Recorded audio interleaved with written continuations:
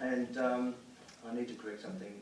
Malcolm said I had a very minor role in this production. Never mind, I was there as it was coming into being. I joined Alex's studio in 1977 as a painfully introverted man in my mid-20s. As a kid, I'd grown up admiring his TV animated commercials in the 60s. In fact, I was in such awe of Alex and Alex's talent and intellect that I could barely muster a conversation with him. And I don't know why this was, because he's a man of such warmth and charm, and he was always ready with a positive word of encouragement for me. It was a very dynamic studio with lots of activity in print and design and animation, but when I came, there was talk of something bigger, and what eventuated was the adaptation of John Gardner's novel Grendel into an animated film.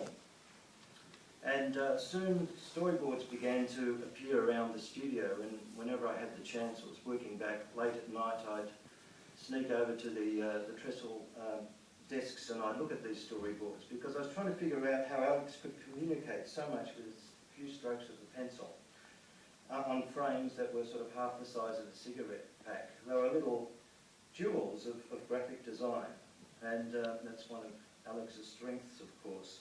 When you see the credits of Grendel, you realise that the production crew was tiny, and so was the budget. There were only 6 animators, and bundles of punched paper, layout drawings, dope sheets and audio cassettes were dispatched to various parts of Australia. To Ralph Peverell in Alice Springs, to Anne Jolliffe in Sydney, to Gus McLaren in Warrandyte, while Frank Hallard and I worked from Alex's South Melbourne studio.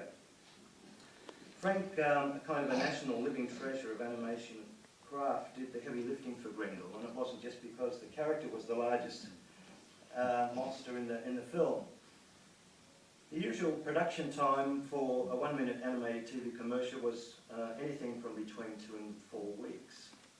And I recall that the target for Grendel was a minute per week, and the production time was, I think, a little bit over a year. So when we got behind, which we often did in terms of meeting the target, Alex would pitch in and animate. And this was in spite of making thousands of decisions a week. In fact, he'd work late into the night on layouts, backgrounds, timing and colour palettes to keep the production machine fed. Malcolm already mentioned that Alex, after having looked at the first 10 minutes, decided, no, we can do something better in terms of the way the film looked visually. And we were quite dismayed when he told us this. I think our jaws dropped, or we did a double animation take, I'm not sure which. But Alex devised a new way to apply paint to cells, which makes Grendel such a fresh visual delight. There's so much to enjoy about this film. There are sublime moments in animation to savour, and the integration of character design with their backgrounds is perfect.